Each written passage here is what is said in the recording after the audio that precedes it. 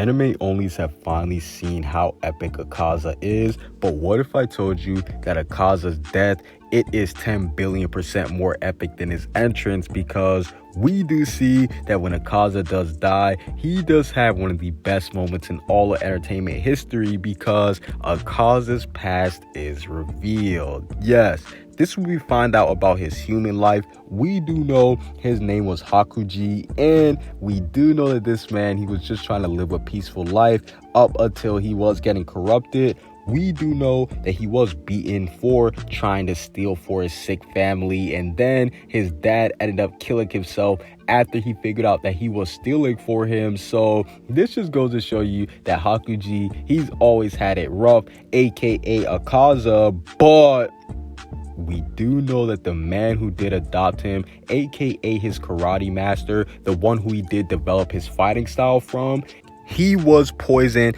and his daughter, who was going to get married to Akaza, they both were poisoned by rival dojo members. So Akaza, he did have it rough his whole life. And then we do know that Akaza, he went on to kill all the dojo members who did poison his master and his daughter. And thus, this is when Muzan ran into this man, and the rest is history. We do know this is when Hakuji, he ended up becoming Akaza, and we do know that Akaza, he does end up dying versus Tanjiro and Giyuu. Now, the good thing about this is this will be happening in the final season. So this does confirm Demon Slayer, it's going to have more than 2 seasons, maybe even 3 or 4. We do know that Akaza, he does reveal all of his abilities in this fight. We see he starts using the destructive leg type. I don't believe he was using that in the Rengoku fight. And we also do see Akaza, he does end up killing himself. Yes,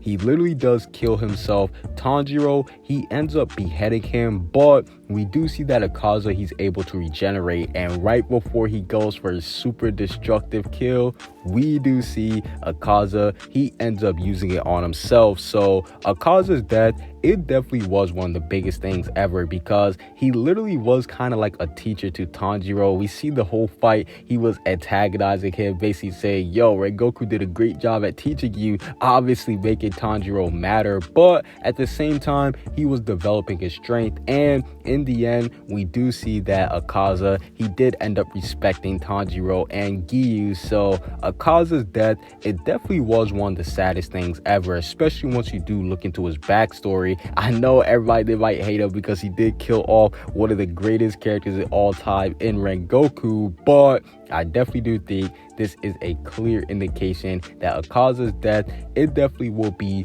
one of the biggest things once it is animated. Comment what you guys think down below. Subscribe if you haven't. Peace out.